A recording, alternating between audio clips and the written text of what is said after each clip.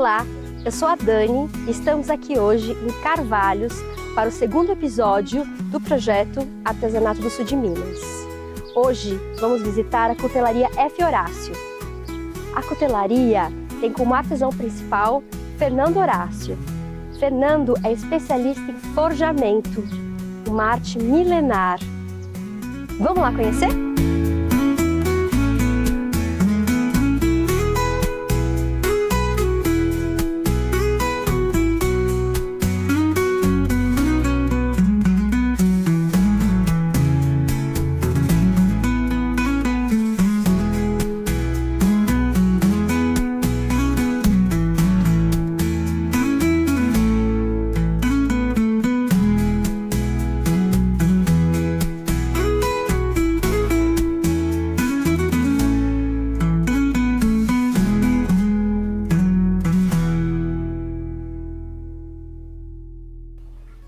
Estamos aqui hoje na cidade de Carvalhos com Fernando Horácio, cuteleiro.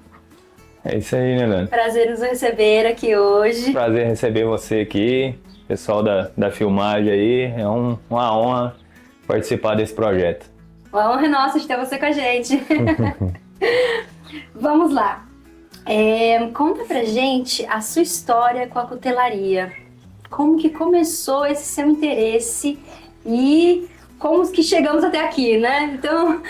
É uma longa história. Então, eu comecei praticamente fazendo um favor para minha mãe. Minha mãe estava com uma faca velha que ela usava no jardim, né? E pediu para mim colocar o cabo na faca. Eu fui e coloquei o cabo na faca para ela. E aí me veio na cabeça, eu vou fazer uma faca, tá? Isso foi em 2019, sabe? Aí eu peguei e fiz uma faca. E a faca é essa aqui, ó. Foi a primeira peça que eu fiz. Uma lâmina de serra-fita, sabe? Uma lâmina de serra-fita, um pedacinho de madeira que eu abri com a esmerilhadeira e coloquei 2 pinos. Não tinha cola, não tinha nada, sabe? Essa foi a primeira faca que eu fiz. E aí, daí, eu falei, eu vou fazer mais. Aí, eu lembro que a segunda peça que eu fiz foi uma lima. Eu tinha uma lima velha, sabe? E eu fiz uma faca de lima. E nisso eu tirei foto dessa faca e postei no meu Facebook, sabe? E aí, o pessoal, você faz para vender? Tá? Falei, nossa, eu fiz um negócio de brincadeira, só tirei uma foto e o pessoal tá falando se eu faço para vender. Aí eu falei, eu vou começar a estudar isso daí.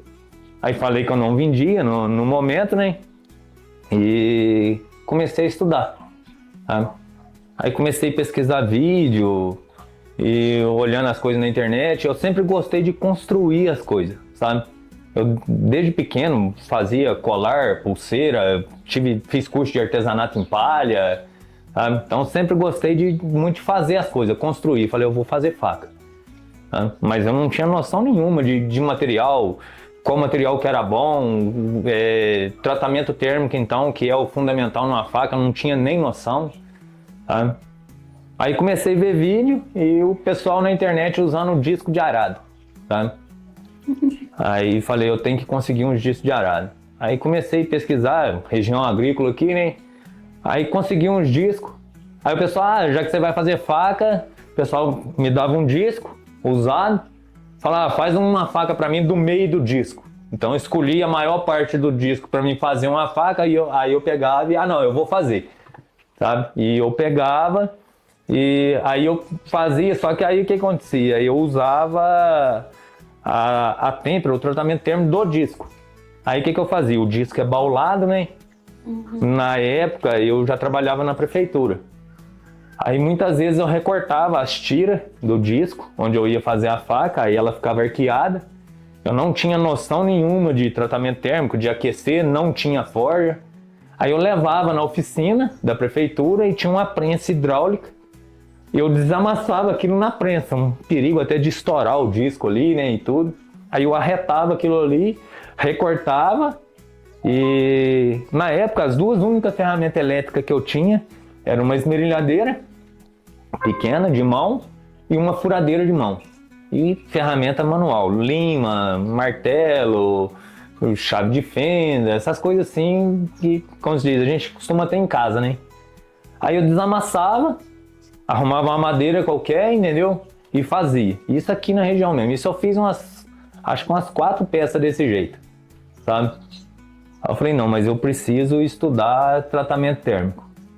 Aí foi o quebra-cabeça, tá? Aí foi aonde começou a ficar bem, como se diz aquele negócio, ou você vai pra frente ou você para aí, tá? Eu errei muito na parte de tratamento térmico, muito. Eu recortava a peça, aí eu não sabia a parte do recozimento do aço, né? Que é uma etapa fundamental ali para você deixar o aço macio. Eu esquentava, alinhava, batia em cima de um pedaço de trilho. Eu arrumei um pedaço de trilho, soldei uma chapa em cima e usava como bigorna, tá? Não tinha bancada, não tinha nada, eu trabalhava em cima de um pedaço de madeira no chão. Eu trabalhava agachado no chão, recortando as peças, as coisas. E ali eu comecei, aí montei uma forja a carvão, tá? Fiz uma forja a carvão. Peguei o secador de cabelo da esposa, botei como soprador, derreti o secador de cabelo dela, aí comprei um secador novo pra dar pra ela e já fiquei com aquele pra mim na oficina, sabe? E assim foi. Cara, eu pegava a peça, mergulhava a peça no óleo, eu já sentia aquele estalinho na tenaz ali, de tanta peça que eu quebrei, sentia aquela vibração. Porque eu não sabia controlar a temperatura, tá? Não sabia a temperatura certa, não sabia usar a forja, tá? E nisso eu não vendia peça nenhuma.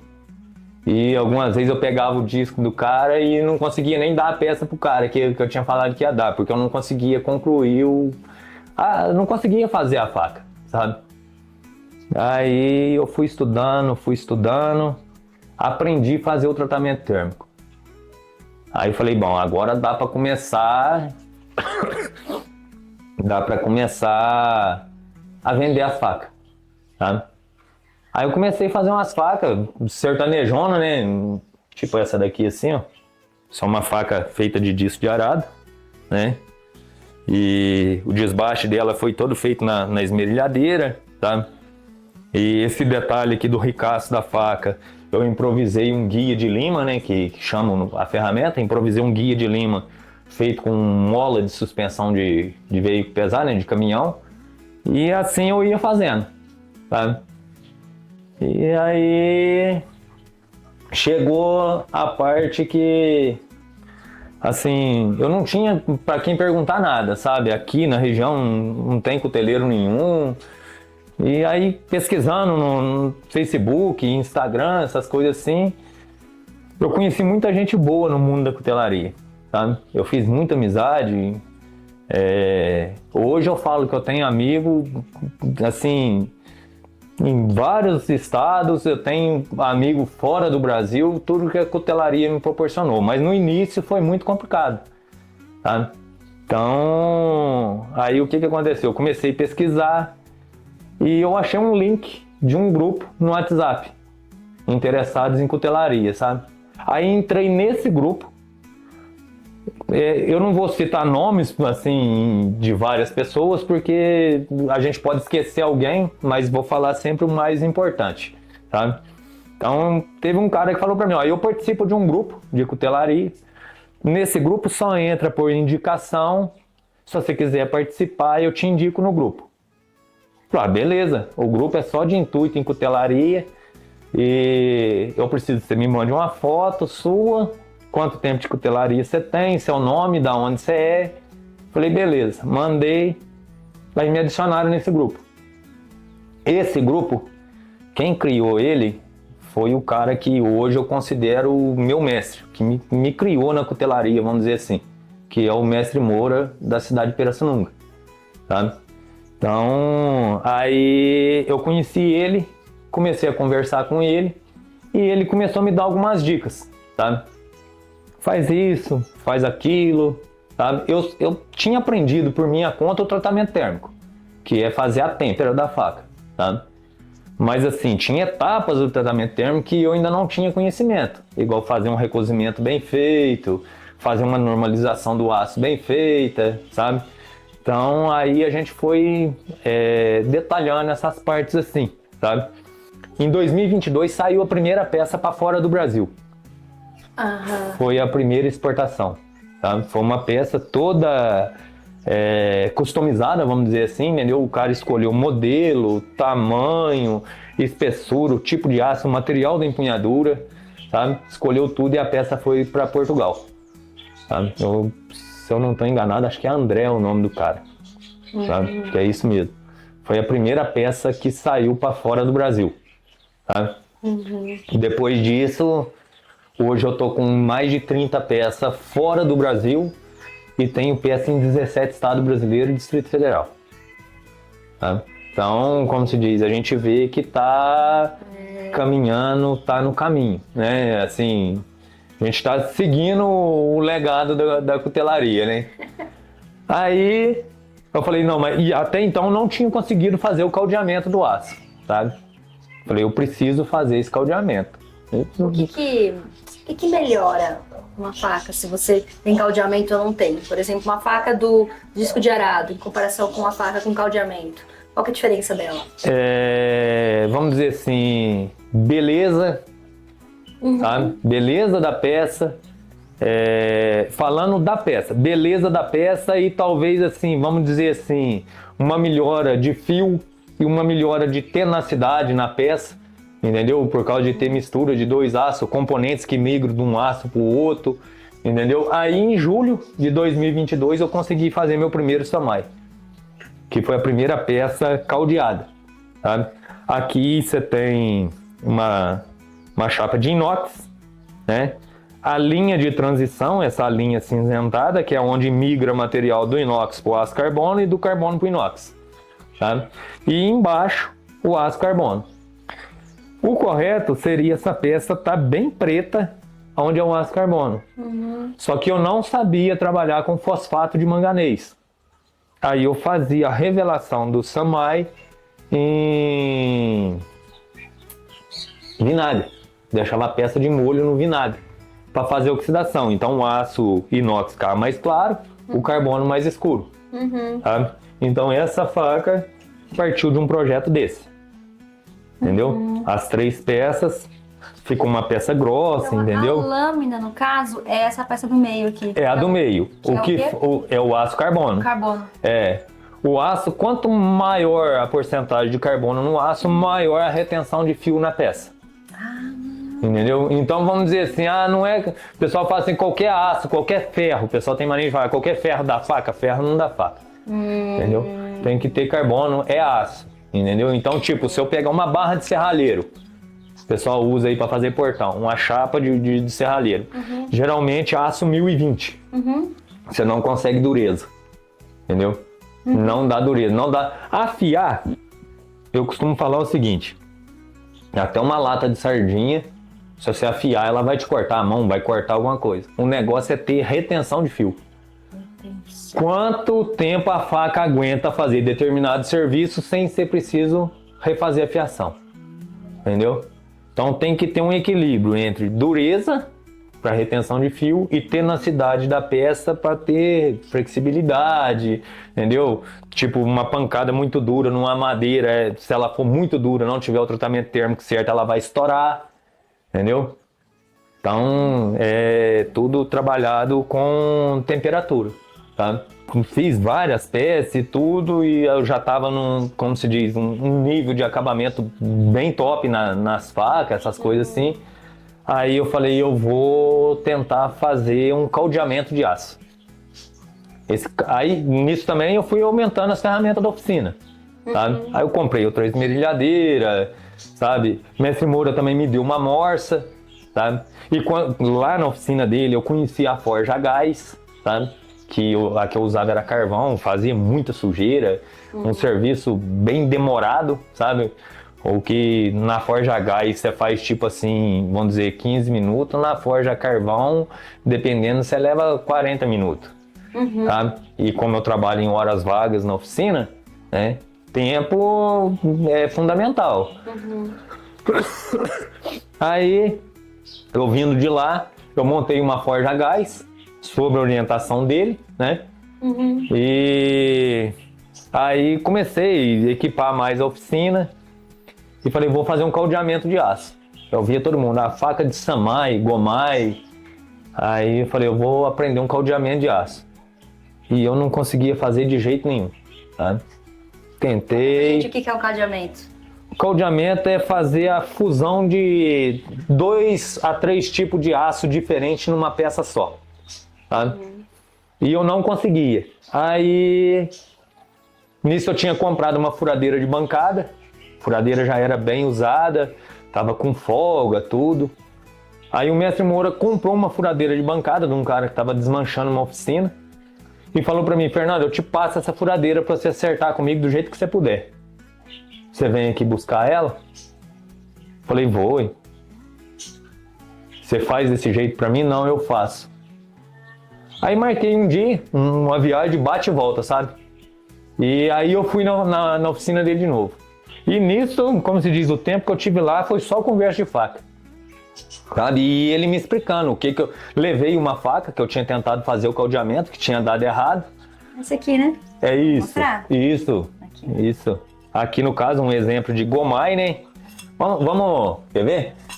Vamos mostrar o primeiro, que é mais fácil. Isso aqui é um samai. São 3 chapas de aço numa peça só. Um aço carbono no centro e 2 chapas de aço inox na lateral. Você vai juntar as 3 chapas, né? Solda com solda elétrica. Não pode deixar a mínima entrada de ar, tá? O aço tem que estar extremamente limpo. Você não pode nem pegar com a mão, porque a própria oleosidade do dedo já interfere no caldeamento. Tá? Então você tem que limpar ele. Segura sempre onde você vai soldar, as partes que vai ter contato de um aço com o outro, onde vai ser feito caldeamento, não pode ter sujeira nenhuma, impureza nenhuma. E aí você solda tudo, leva na forja, aquece, temperatura crítica que a gente fala, e marreta. Nisso o aço vai fundir um com o outro. Depois você corta aquela parte que você soldou e vira um sanduíche de aço pregado no outro. Aí o que acontecia que eu errava? Na hora que eu tirava a solda, uma peça soltava, a outra ficava presa, parecia que eu tinha batido só de um lado, sabe? Mas era erro de temperatura, de força na marreta, sabe? Porque não é... Às vezes a pessoa fala, um forjamento depende de força. Não é força, é técnica, entendeu? É muito jeito, sabe? É lógico que tem um desgaste físico, entendeu? Muito calor... Mas assim, tem que ter conhecimento. Não é você chegar e falar, eu vou forjar uma faca que você vai conseguir fazer uma faca. Entendeu? É bem complexo. Eu vou tentar fazer a minha carteira do artesão. PAB, Programa Artesão Brasileiro. Aí fiz a inscrição. Isso aí. Fiz a minha inscrição e nesse meio tempo... Mas assim, não comentei nada com ninguém, sabe? Fiz por minha conta ali. Aí quando eu recebi um e-mail, que era para mim mandar o que eu trabalhava. Precisava de foto, vídeo, eu trabalhando. Falei, nossa, cara, não sei se tem tempo, se não tem. E eu tinha aquele documentário daquela faca que eu tinha feito com a cabeça do bodinho. Falei, eu vou mandar isso daqui, sabe? Era um projeto bem complexo de fazer, sabe? Eu vou mandar isso daqui. Aí peguei e mandei aqueles vídeos. E mandei a parte de couro e tal. Aí quando eu vi, recebi um e-mail que eu tinha sido aprovado, que tinha passado e que era para mandar os dados, tudo certinho lá, que ia sair a minha carteira do artesão. Tá? Aí eu falei, cara, eu consegui ser reconhecido como artesão. Entendeu? Essa faca em específico, essas duas. Eu ainda não tinha comentado, mas essas 2 facas são do meu menino. Até a marca dele é T. Henrique. É diferente das minhas, que é F. Horácio. Entendeu? Eu já estou iniciando ele na cutelaria, né? ele já trabalha comigo na oficina. Vamos chamar ele pra Vamos? contar pra gente? Vem, Pedro. Desde quando que você tá na cutelaria, Pedro? Conta pra gente. Vai fazer uns 2 anos. 2 anos. Mas você fica aqui sempre observando seu pai? Fico. A parte da limpeza da oficina é ele que cuida, né, Pedro Henrique? É. Ele faz a parte de limpeza, tudo é ele, sabe? Independente, assim, se sou eu, se é ele que tá trabalhando, sabe? Ele já tem as obrigações dele aqui, né, enfim. É. E, assim, ele... Pode falar as ferramentas que você já trabalha, que você tem conhecimento. Eu mexo na furadeira de bancada, na lixadeira, já consigo dar umas marteladas também. Já faz um barulho na bigorna junto com o papai, né? Já. Ele só não forja sozinho ainda, porque é um ofício muito perigoso, sabe? Eu costumo dizer que dentro da oficina da cutelaria não tem nada sem perigo, sabe? Mas tudo que ele trabalha junto comigo e eu tô sempre de olho, sabe?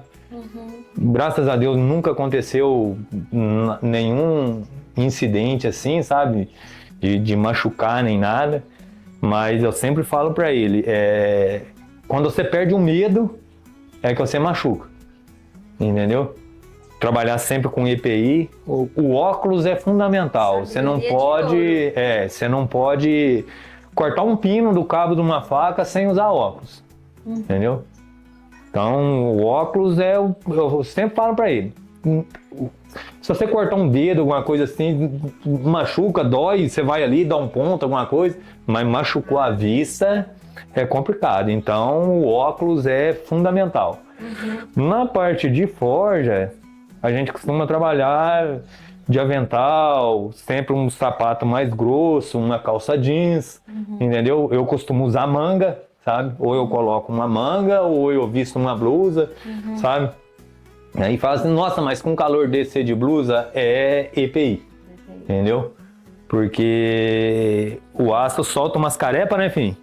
Fica tipo uns papelzinhos, né? Sim. Quando você tá forjando. E aquilo ali aonde cai é uma temperatura absurda. Não é possível que é quem eu tô pensando que tá chegando.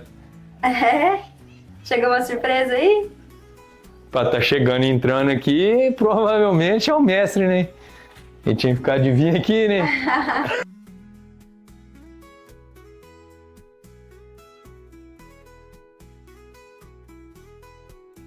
Então, hoje recebemos uma grande surpresa aqui, visitando o Fernando, o mestre Moura.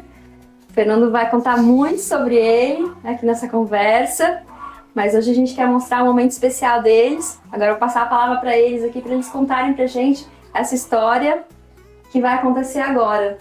Uma troca de facas. Então,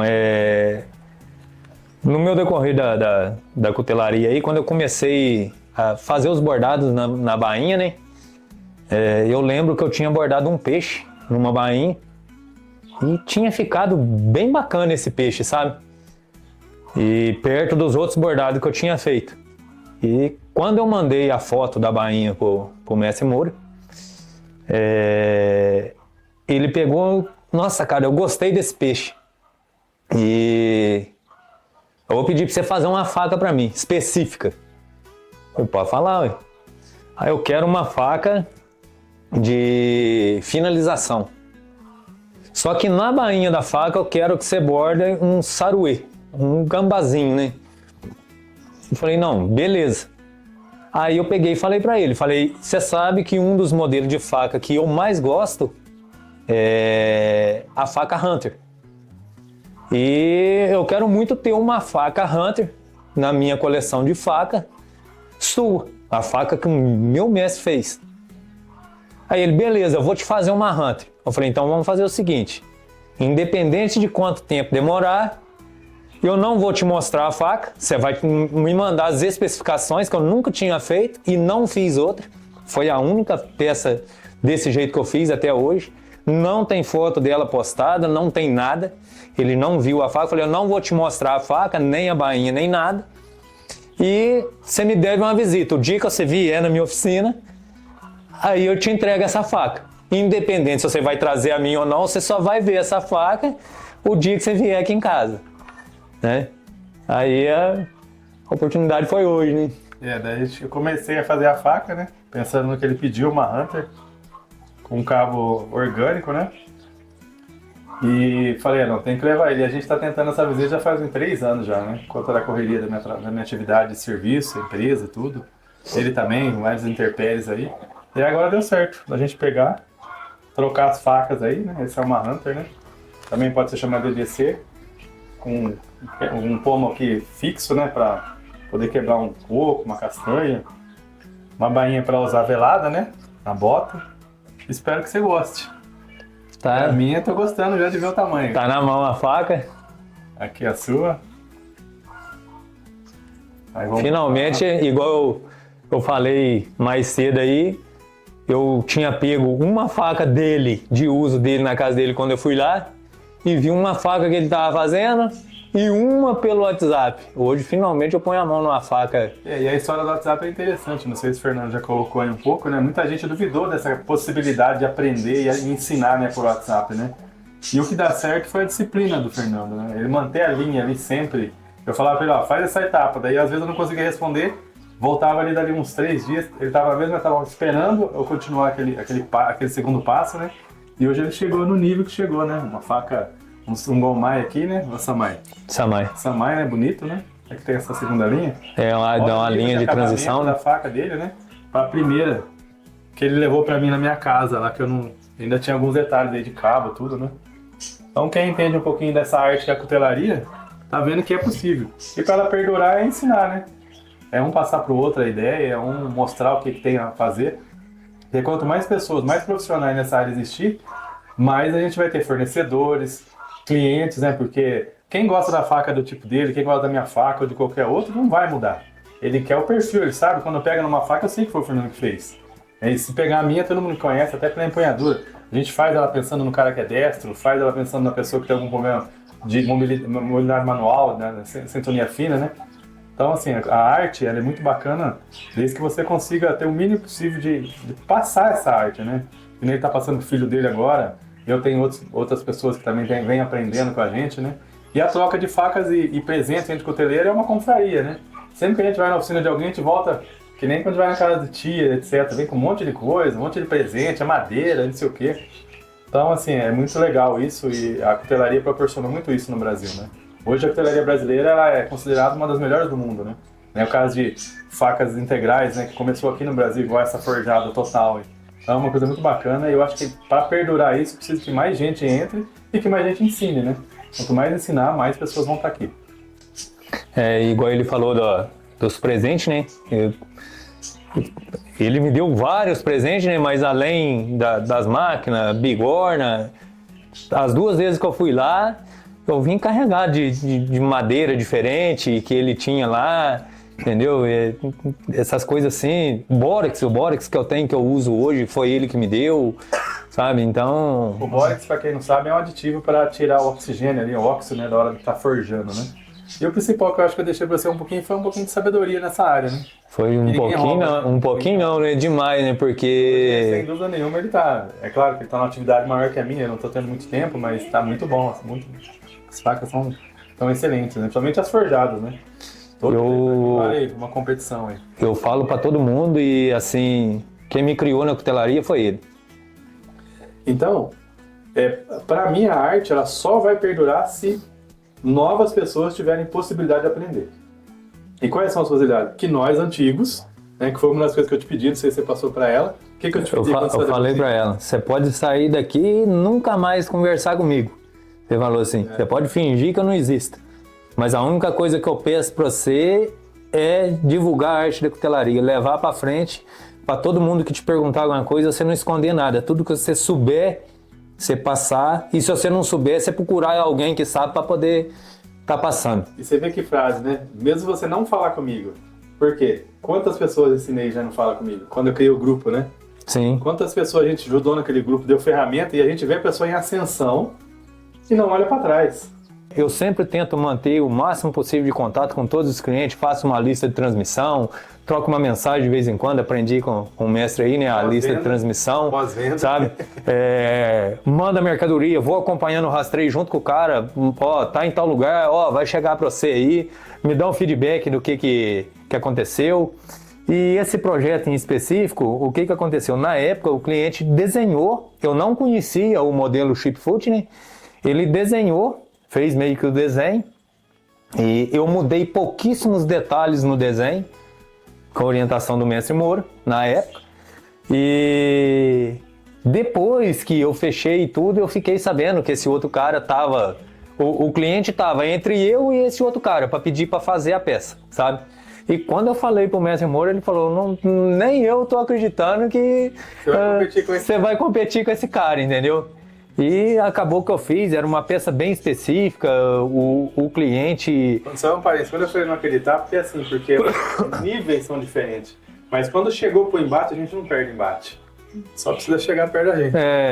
Aí o que aconteceu? O cliente, ele, no vídeo, ele mesmo mostra, ele teve um acidente, ele perdeu parte dos dedos da mão.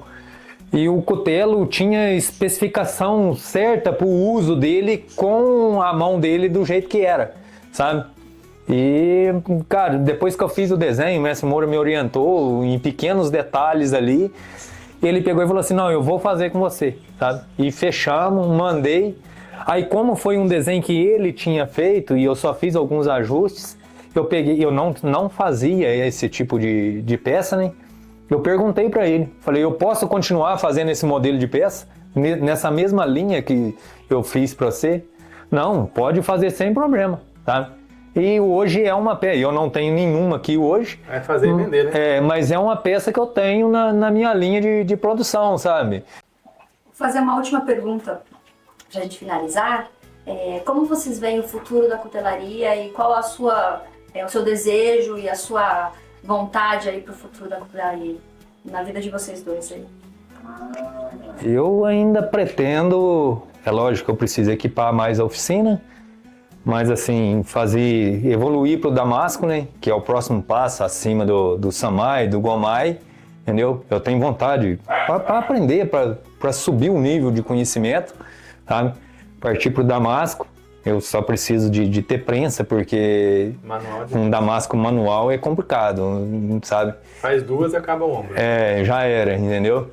E assim, eu ainda pretendo, eu nunca fui em nenhum evento de cutelaria, eu pretendo ir como visitante e também pretendo ir como expositor algum dia, botar uma faca para concorrer, alguma coisa assim, entendeu? E não sei, como se diz, quem sabe aí conseguir um dia ficar só na cutelaria, não ser uma coisa que eu trabalho em hora vaga, entendeu? Ficar full time na cutelaria, viver da cutelaria. Pra mim a cutelaria, o futuro dela vai depender de nós que somos caras que já sabem já um pouquinho, né? Os artesãos que já sabem que vai fazer essa arte perdurar ou não. Porque se a gente desanimar e mostrar para quem tá chegando, né, assim, que não ensina, aprendi, quem quiser aprender que vai atrás também, que eu corri atrás. A gente via muito falar nisso, eu corri, eu li a revista em inglês, dizer, não, beleza, é legal isso tudo, mas se hoje você consegue ensinar, né, tem o advento da internet, você consegue passar uma informação, não milindrem, façam isso, eu aconselho todos os antigos a fazerem isso, os caras que estão no mercado há tempo, inclusive o Fernando, né, para que essa arte venha sempre perdurar, venha sempre durar. Porque daqui a pouco vai voltar, né, imagina, se a gente ficar sem energia, né.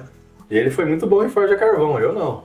A forja a carvão é um negócio complicado, eu nunca fui bom em forja a carvão. E foi aonde eu aprendi, né, o tratamento térmico, que eu conheci a forja a gás na sua oficina, né. E aí, inclusive, é um modelo igualzinho a minha aí, né? Você ajudou eu a fazer, né, pelo WhatsApp ali. Então, assim, pra mim o futuro da cutelaria depende de nós, que estamos aqui hoje na cutelaria, e dos caras que estão aí hoje no mercado top aí, descer um pouquinho e vir mostrar pra todo mundo que é uma arte comum, né? Porque esse projeto, inclusive, que vocês estão apresentando hoje aí, né? Do artesanato aí por todo o sul de Minas aqui. Isso é importantíssimo, porque muita gente não sabe que tem um artesão aqui na cidade desse nível, que importa facas pro mundo inteiro, literalmente. E às vezes fica assim com medo, será que eu posso? Eu digo, é só chegar. Eu falo, minha oficina tá aberta para todo mundo que tiver vontade. Eu só cobro de quem não tem vontade. Quem é uma pessoa que não se esforça é R$5.000 meu curso. Agora, se a pessoa for esforçada, vai usar a minha oficina, você viu, você é testemunha ocular disso, né? Então acho que o futuro, eu gostaria assim, pra mim é uma baita terapia, né? E dá dinheiro. Eu acho que primeiro é eu gostar do que eu tô fazendo. A consequência é simples, é tranquila em relação a valores, né? Porque dá pra viver de cutelaria, só que a gente precisa de mais gente fomentando isso, para fornecedores igual a Edmar, que é um baita fornecedor, não sair do mercado, né? Para não se sucumbir aí a poucos clientes só. Então, eu gosto muito da cutelaria, acho que ela tem um futuro ainda no Brasil, até pela história brasileira, né? A gente tem ainda grandes cuteleiras ascendendo aí o mercado, mas ainda depende muito de divulgar mais essa arte.